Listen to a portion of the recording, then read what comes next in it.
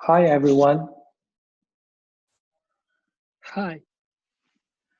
thank you all for being here. We're glad to have this opportunity to share our experience on how to protect the SQL engine from running out of memory during the next 30 minutes.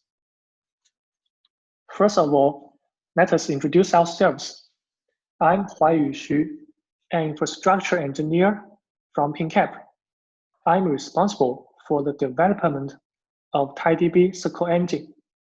Meanwhile, I'm the technical lead of TiDB SIG execution and the committer of TiDB SIG planner. I'm Song Gao, an infrastructure engineer at PingCap. I'm responsible for the development of TiDB scheduling. I'm the maintainer of Chaos Mesh and the committer of the TiDB SIG scheduling. Okay, let's take a look at the agenda of this talk. There are 4 parts covered for this topic. The causes of SQL Engine OOM, the solution to this problem, the implementation in TiDB. TiDB is an open source, distributed NewSQL database. For those who are not familiar with what TiDB is, we would have a brief introduction before we start the implementation part. And there will be time for questions at the end of this presentation. Song Gao will talk about part 1 and part 2, and I will walk you through part 3. So I will hand it over to Song Gao, who will introduce the cause of SQL Engine OOM and the solutions. Now, I'd like to look at when will SQL Engine OOM. We may encounter the SQL Engine OOM in following situations. For example, when the cache of statistics or the table metadata takes up too much memory space, we may encounter an OOM risk easily because of the lack of memory space for calculation. When a query executes a hash join and thus builds a large hash table, or when a query executes an in-memory sort on a large dataset, the OOM may happen too. When the table scan reads data faster than the consumer operator upon it, the table scan may buffer too much data and thus cause the SQL engine OOM. We can categorize those situations into 2. One is when the memory space consumption of the memory resident object is too large. The other is when the memory space consumption during calculating is too large. Furthermore, we can divide the second situation into 2 parts, the pipeline breaker and the pipeline operators. We define pipeline breaker as an operator that produces the first output tuple only after all input tuples have been processed. Like hash join, sort, we define pipeline operator as an operator that just passes the data through. It only filters or augments, like table scan or index scan. So what can we do to protect the SQL engine from out of memory in those mentioned situations? To limit the memory consumption of the memory resident object, we can use an in-memory cache with limited size. When the memory threshold is reached, we choose some items to evict according to a specific policy to ensure the memory is limited. To limit the memory space consumption during calculating, we introduce a strategy for the pipeline breakers and the pipeline operators separately. Briefly speaking, we spill the intermediate data into disk for the pipeline breakers and use an adaptive control strategy for the pipeline operators. Next, Let's take some examples to show how the different strategies work. The cache with limited size will be introduced here, since for most of the case, SQL Engine OOM is caused by the unexpected memory usage during calculating. This graph shows you the sketch of the hash join. The classic hash join algorithm for an inner join of two relations has two phases. First, prepare a hash table using the contents of one relation. This relation is called building side of the join. Once the hash table is built, scan the other relation. This relation is called the probe side. For each row of the probe relation, find the relevant rows from the build relation by looking into the hash table. Usually, the hash table can fit into memory, but if the statistics are missing or outdated, the cardinality estimates are possibly bad, and therefore the hash table may be overlarge. OM may happen. We need to build the hash table into the disk for this case.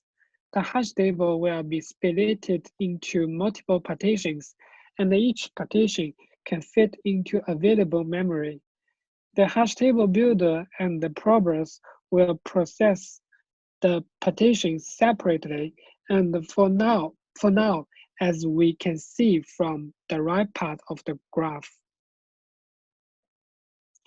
If a query requests an order guarantee, and there is no index to guarantee the order, then the execution must sort the input before proceeding. As we can see from the left part of the graph, if the input is smaller than the sort occurs in memory and is very cheap, we can split the input into multiple partitions and perform merge sort on them. If the sort is large, an external sort algorithm is used. External sort algorithm generally fall into two ways, sorting and merge. In the sorting phase, chunks of data small enough to fit in main memory are read, sorted, and written out to a temporary file. In the merge phase, the sorted subfiles are combined, and the final result will be outputted. Now let's focus on the pipeline operator cases. The SQL engine uses table scan or index scan to fetch data from the storage layer. The fetch process can be abstracted to the producer-consumer model. The producer fetches chunks of data from the storage and puts them into a queue. The consumer fetches the data from the queue and consumes it. For a table scan or an index scan, there will be multiple producers but only one consumer. Obviously, if the consumer is slower than the producers, a lot of data will be buffered in the queue. The OOM may happen because of it. To solve this problem, we need to control the rate of the producers.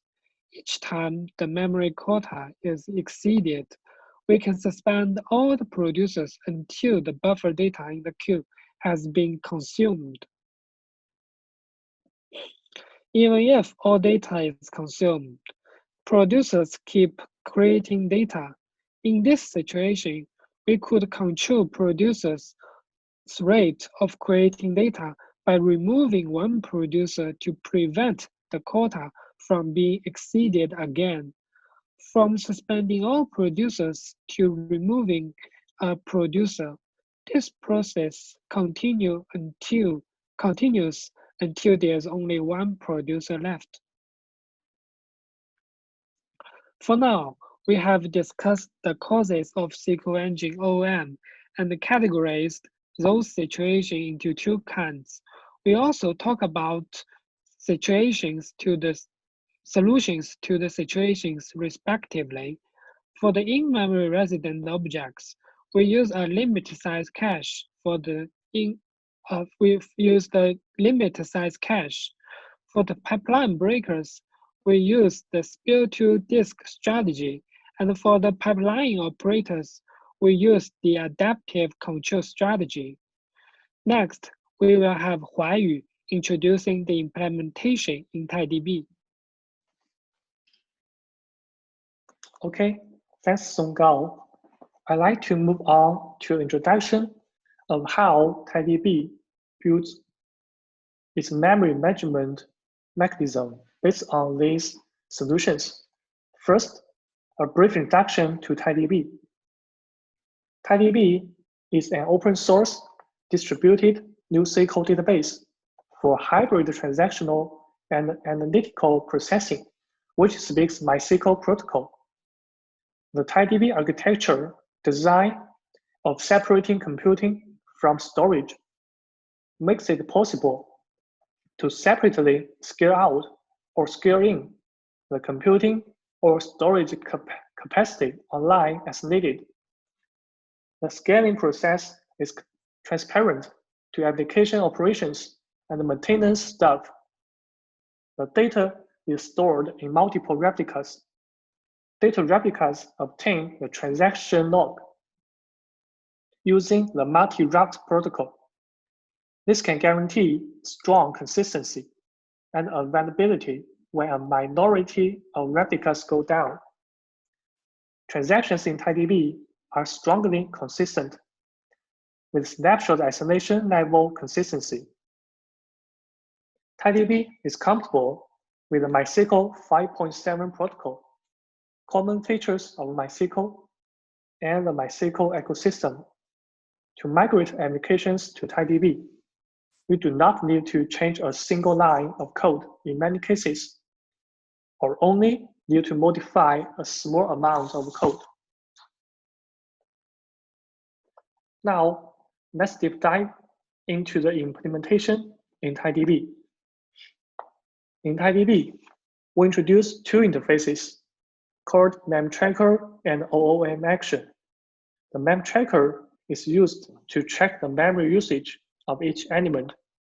The OOM-action is used to abstract the strategies to be used when the memory usage of a SQL exceeds the memory quota. For example, we define the spare-to-disk strategy as DiskSpillAction and define the adaptive control strategy as LimitAction. First, let's take a closer look at the effectiveness of the DiskSpillAction and LimitAction in TiDB. This graph shows the effectiveness of the DiskSpillAction. The dataset we use is the TBCH with scale factor 50. We query all the data in the table put up and sort the result by a column without index. We can see from the left part of the graph that almost 8 GB is used before we set the memory quota large enough. After the memory quota of a SQL is set to 1 GB. As we can see from the right part of the graph, the DiskSpillAction is triggered. The memory usage of this SQL converges to almost 1 GB. This graph shows the effectiveness of the LimitAction. The test case we use here is to dump almost 200 GB data from TiDB before we set the memory quota to a limited value. OOM will happen when the TiDB process will be killed by the OOM killer. Then we set the memory quota to 1 GB. The process runs successfully, and the memory usage is shown in the graph. As we can see, in the early 3 minutes, the memory usage reaches the threshold. Then the LimitAction is triggered. After that, the memory usage converges to almost 500 MB until the dump task finished. Next, we'll see how TiDB organizes the memTrackers and OOM actions to build its memory management mechanism. We take the following SQL as example. This SQL queries ordered S point B from the join result of T and S. We assume the generated query plan tree is as shown in the graph. There are two table scan operators and a hash join operator and a sort operator. For each operator in the query plan tree, a mem tracker will be built to track the memory usage of the related operators individually. And a memory tracker tree will be built according to the query plan tree. Moreover, a root mem tracker will be defined as the root node of the mem tracker tree to track the total memory usage of this cycle. So when will OOM action be used? Let's take the detailed executing phase of this cycle as an example to see how the OOM action works. We start from the query plan tree being built. Then the sort operator starts to work, and a DiskSpillAction is created for it. This OOM action will be put into an OOM action linked list. Then the hash join operator starts to work, and a DiskSpillAction for hash join will also be created. It will be put into the head of this OOM action linked list. Then table scan 1 starts to work, and a rate limit action is created, and the OOM action will be put into the head of the linked list as well. Then table scan 2 starts work, and the rate limit action is created and put into the linked list too. We assume that the memory quota of the query is exceeded now. Then the root mem tracker will trigger the first unused OOM action in the OOM action linked list. It's the rate limit action of table scan 2 for now. Thus, the adaptive control of the memory usage will be used on table scan 2. Memory usage will reduce after the action is triggered. And then the OOM action may be triggered when the memory quota is exceeded again. Another rate limit action will be triggered. Memory usage will reduce after this action is triggered too. The next time memory usage exceeds,